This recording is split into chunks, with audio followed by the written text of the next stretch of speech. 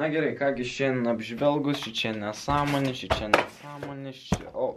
kasgi tai ausinukai, neblogai. Hebra, ką dar norėčiau pabrėžti, kad yra išleistas pirmasis oficialus JetSpecs merchas, tai yra užsukę į iLife.lt, jūs rasite marškinėlius ir Specs Hype megztinį, tai jeigu juos įsigysite dar šį mėnesį, taip pat gausite nugaros užrašą pirmas, kaip pirmieji pirkėjai. Tai dar kartelį su naujaisiais metais ir gero žiūrėjimo šio video. Sveiki, Hebra, mes vėlgi kitokie šiek tiek aplinkoje, šį kartą su tokiom lempom visai mandrom, žiūrėsim, kaip jos seksis sekančiuose video, bet ką mes šiandieną turim, aš turiu draugo prievartą savotiškai padaryti šių ausinių unboxingą ir kažkokią apžvalgėlę, nes aš jas noriu jam padovanoti, tai sorry, jums jos netiteks, bet jeigu žiūrėsite iki video pabaigos, gal duosiu kažkokią užuominą, kas jums sekantis dalykas keliaus. Tai va, mes šiaip turim labai daug dalykų iš Gearbest, tai mūsų va tokių naujų draugų atsiradusių dar praeitą mėnesį, tai jeigu nematėte visus dalykus, ką jie man atsiuntė, tai pažiūrėkit kažkur čia priseksiu video, tai yra 13 ar kiek 10 ar 8, aš nepamenu, bet daug dalykų man prisiunti, klaviatūrą aš irgi draugą atidaviau, tai va, galite jau dosnuoju speksų mane praminti, ir jums nemažai dalinu. Tai va, tai šios ausinės iš KZ būtent buvo mano bandomos testuojamas pastarasis 2 savaitės, dabar sakau, turiu greičiau jas apžvelgti pažiūrėti, tai keliavom žiūrėti, kasgi tai. Tai dar prieš skubant aš norėčiau tiesiog pakalbėti, kasgi yra KZ, nes jūs tikriausiai negirdėjote, nežinote, gal nesat kaip aš save, gal dalinai praminčiau audiofilais, tai būtent KZ yra kiniečių kompanija, tikrai yra žinoma iš žmonių, kurie domisi ausinukais, ir tiksliau čia nėra ausinės, kas man jau taisite. Tai kas domitės ausinukais, tai kiniečiai tikrai jums buvo girdėti, jie siūlo labai gerą techniką būtent audio srityje. Taip yra daug stereotipų nesąmonė, būtent KZ, kitaip žinomi kaip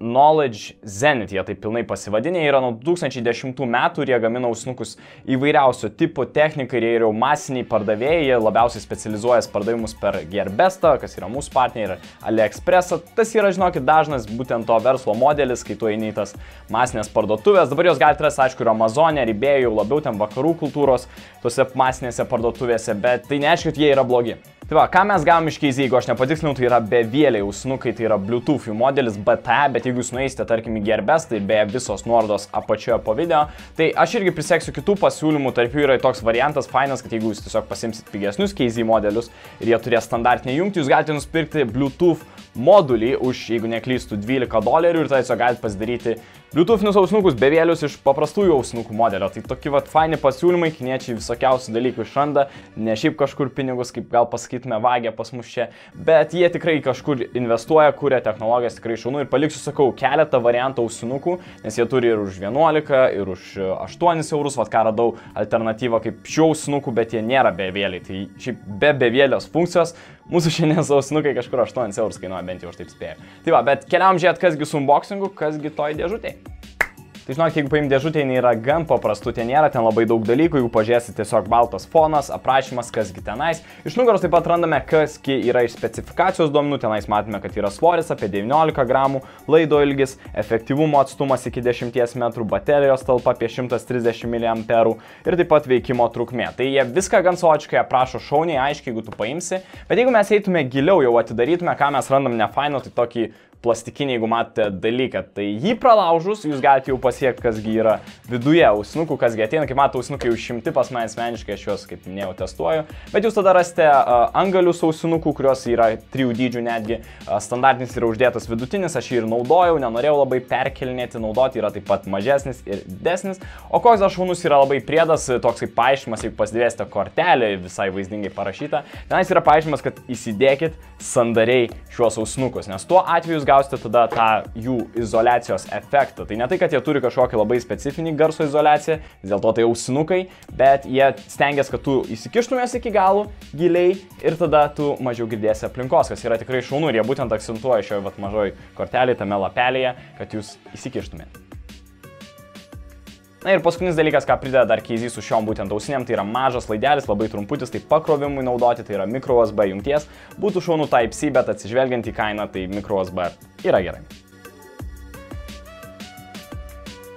Na, jeigu jau perinant prie ausinukų, tai vat juos paėmus aš juos naudojau apie 2 savaitės, va taip pasakius, jie turi asmeniškai, jeigu taip žiūrint išvaizdą, tai jie turi 2 jungtis, tipo 2 galus, kurie va taip išbalansuoja jos patogiai, bet ant vieno galo yra atitinkamai mygtukai naudojimų, pajungimo, sustabdymo, garso, šiaip prijungimo prie telefono ir atitinkamai kitas galas yra akumuliatorius. Tai jie taip subalansavo, iš tiesų galima naudoti buvo tik vieną, manau, pusę, bet ką aš supratau, kad labai patogu iš tiesų, kai yra tie dalykai, tu tikrai jų nemaišai, žinokit, tu iškart žinai, kad dešinėje pusėje dažniausiai visa įranga sąmoningai ir eina, žinokit, su ausinėm link dešinės rankos, dešinė rankiam ir tu gali atskirti būtent tuos laidelius.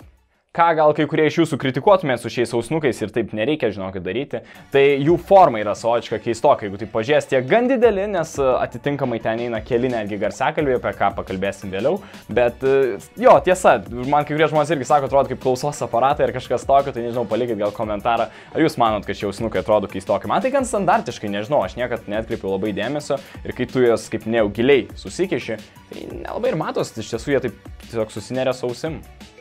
Na, aš gal nustosiu žaisti su tais ausinukais, bet mes dar nebaigėm video, mes tęsim temą, būtent tai yra kokiosgi funkcijos, dėl ko būtent net KZ savo tinklapyje pabrėžia, kiekgi daug dalykų tu gauni su šiom ausinėm. Viena pirmųjų ir ką jūs netrandant ant pačių ausinių ir ant dėžutės ir labai daug vietų tai yra, kad aptX funkcija, jeigu neteko girdėti ir jie neveltui giriasi, nes tai yra gan šauni, būtent audiofilų mėgiama funkcija, tai kad per Bluetooth'ą stengiamasi perduoti kuo daugiau duomenų garso, ne tai, kad vyksta standartinė kompresija, kad būtų geresnis ryšys ar tiesiog didesnis atstumas, ne, priešingai. Jie tiesiog ima, kad geriausia, svarbiausia yra, ką tu girdi, kokią muziką ir siunčia nekompresuotą, tai yra lossless formatų muziką. Atitinkamai tam reikia ne tik ausnukų, kuom giriasi KZ, bet jums reikia telefono, tai dėja maniškis nėra palaikomas, mano senukas. Jeigu aš norėčiau įsigyti mano planuotą Sony turi aptX palaikymą, bet tai jums nebūtinai reikėtų tokius brangius telefonus žiūrėti, taip pat ir OnePlus jau nuo šiol palaiko aptX ir net tokie pigus ir žinomi telefonai kaip Pocophone, jie irgi palaiko aptX. Tiesą pasakius, jog čia yra Qualcomm, jeigu girdėta procesorių firmos technologija,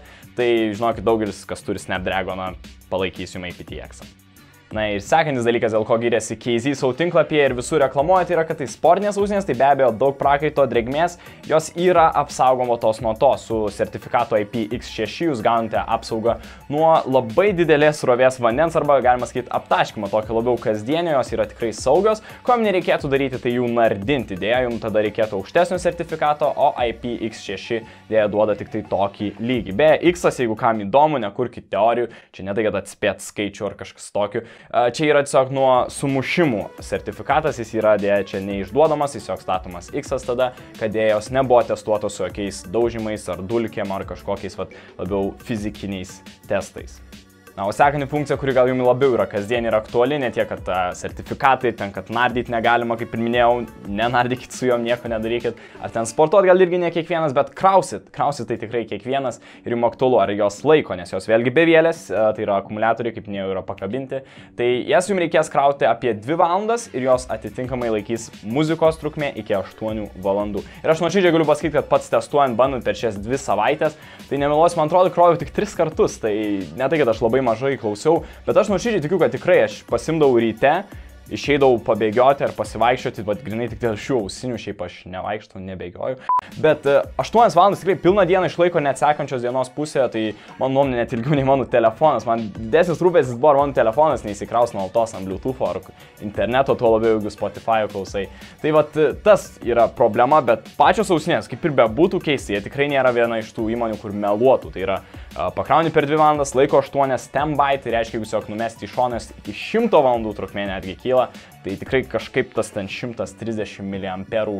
kažkokios magijos kiniškos baterijų. Na, jeigu kai kurie galvojat, kiek čia galima tuščia žodžiauti speksai, čia ausinės, kaipgi tas garsas. Tai šiaip padėkosiu, kas dažiūrėjote iki šios akimirkos video, tikiuosi esate paspaudę laiką ir pasubscribinę, tikrai būsiu labai dėkingas. Bet kaip minėjau, garsas yra svarbiausias dalykas, tai kaipgi josgi skamba. Kad atsakyti į šį klausimą, mums reikėtų atsižvelgti į ausinių garsiakalbius. Ir aš juos jau minėjau, jie yra 2, tai yra atitinkamai hibridinė sistema, tai yra standartinis dinaminis garsiakalbis, kas jūs matote ant kolonėlių ar kitur visur, jis yra 8 mm skersmens. Ir taip pat mes turime armatūrinį balansuotą garsiakalbį, ko gal jūs nesat matę, ypač jeigu neėjote į ausinukų aukštesnį lygį. Čia beje nėra aukštesnis lygis, bet jie sugeba įdėti 2 garsiakalbius į kiekvieną iš ausinių. Tai yra gan stebėtina ir šie garsiakalbiai atitinkamai viens su kitu veikia. Jeigu pažiūrėsite šią diagramą, kaipgi garsiakalbius įmontavo, būtent už tai yra atsakingos ausinių įmonės, ne tai, kad jie nedažnai gamina tos su garsiakalbius ar ką, tiesiog esmė, kaipgi ta akustika viduj to ausinuko, tai dinaminis garsiakalbis yra gan giliai ausinėje, dėl to, žinokit, erdvės muzikoje garsiai yra tikrai nemažai, bet kadangi jis yra taip giliai ir jis tie 8 mm, pažinkim, nėra daug, tai to tikslumo iš garso tikrai daug neišgaunam. O priekyje įkištas pats tas armatūrinis driveris, kuris dažniausiai atsakingas yra už sodresnį tą bassą, tuos žemus dažnius, tai jisai dažnai užgožia taip pat tą tikslumą muzikoje ir dėl to gaunamas toks savotiškas rezultatas. Dėl to man norėtų sakyti, kad šie ausinukai yra labiau tinkami žemų dažnių muzikos mėgėjam ir kitaip žinomiem gal kaip beatsų mėgėjam, ten jie visi žemais pumpuoja savo galvą. Na, aišku, mes negalim daryti 100% išvadų su garsu, tai yra subjektyvu, kaip jūs girdit, kokios jūsų ausys, manau, labai mažos, jeigu nepastebėjot, bet aš girdžiu dalykus gerai ir aš ėmiau muziką atitinkamą, dariau testus, tai galiu su jumis pasidalinti, kad rinkausi 3 grupės, tai yra pradedant nuo roko, tokios labiau sodrios, klasikinės muzikos viskame, tai yra Arctic Monkeys, senesni albumai, aš juos bandžiau, tai tenais manęs nelabai nustebino, tikrai ausinės šios nežibėjo, tada rinkausi iš senesnių taip pat Daft Punk albumų, tai Discovery, ten yra elektroninė muzika, jinai mane nustebino, žinokit, tikrai buvo ir erdvės, ir garso, ir tas bassas, kaip minėjau, pačioje priekį ausinės tikrai jautės drebino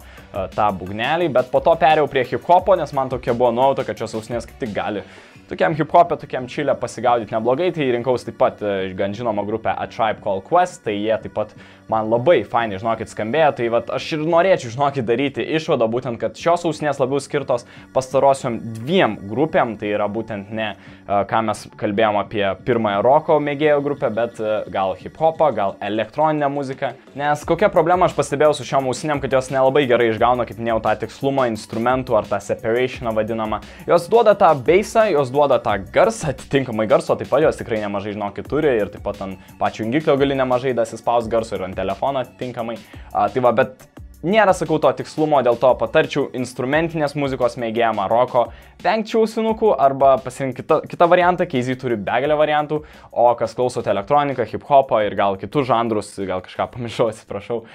tai galite tikrai pirkti, patikėkit, labai geras variantas. Ir kodėl aš jau taip ant galo ant to verdikto jūs skatinu, kodėl jūs galite pirkti ir man net nėra labai sąžinės graužasties, dėl to, kad jos kainuoja tik $20. Jeigu aš to dar nepabrėžiu, jeigu mano pavadinimas video, thumbnailas dar nežinau, nėra su tuo susijęs, tai jo, jos kainuoja $20 ir dažnai net matysite akcijas per Kalėdas, per Black Friday buvo po $15–16. Siuntimas nėra brangus, yra gearbės tas skinai, jie siunčia gan greitai, aš sakyčiau, yra visokiausių mitų, kad ten po porą mėnesių, pusę metų, aš skaičiau iki mėnesio. 3 savaitės, pavyzdžiui, su šiom ausinėm tiksliai netrašo iki 20 dienų, aišku, galite rinktis brangesnį shippingą, bet aš su pačiu pigiausiu siunčiausi, jokių problemų nebuvo, tai galite drąsiai žiūrėti, paliksiu nuorodas, tai mano verdiktas, kaip minėjau, nesvarbu, kokie čia minusai, ar ką aš čia aptariu, iš tiesų, šie ausinukai dėl savo kainos yra toks nerealus variantas, kai aš asmeniškai pats sėdžiu su 3-ženklių sumų ir daugiau ausinių įranga ir panašiais dalykais ir tu pasiemi tiesiog va šitus ausinukus, jie kainuoja $20. Aš nekalbėjau, dėja jums nerodžiau pavyzdžių, kad tiesiog pasijungia jie prie telefono, jie tiesiog veikia, jie turi ilgą trukmę veikimo, jie groja. Klausimas, kiek jie laikys, bet aš dėja jums to negaliu pažadėti, kaip minėjau, jie iškeliauja mano draugui ir dabar kągi aš jums gal duosiu. Tai va, aš palepinu savo draugus su tokiom dovanėlėm, bet jums ką aš nusprendžiau palepinti, kas gal pastebėti ir atkreipė dėmesį, kasgi čia per mano prierišas, ar aš čia kažkur sekamas, ne. Tai yra smart apyrankė iš Lenovo, tai va, jeigu norėsite laimėti ją, nes aš gerbės nedarysiu jos video, jinai idėja neturėjo ne vieno beveik pliuso, nelyginant, pavyzdžiui, su šiom ausinėm, kurios visai puikios pasirodė, tai aš šitą Lenovo atiduosiu tiesiog apyrankę. Tai sekit mano Twitterį, kas nesuskūrė, nenaudojat, tai jums teks tai padaryti, jeigu norėsite. Ir ši apyrankė iš Lenovo taip pat iš gerbės to keliaus kažkuriam iš jūsų. Na ir taip ir galim užbaigti šį video, tai ačiū, kad žiūrėjote, kam patiko nauja aplinka, kam patiko, nežinau, šios ausinės, įsigykit, pažiūrėkit, pasakykit savo nuomonę, gal pasidalinkit, kokias jūs ausinukus naudojat, ar kokia kita technika gal iš gerbės to domina specifiškai, žinot, ką aš turiu iš ten, manau, daugias mikrofono norit. Tai va, gal sekantis video toks ir bus, subscribinkit, laikinkit, ačiū jums ir iki sekančio video. Iki.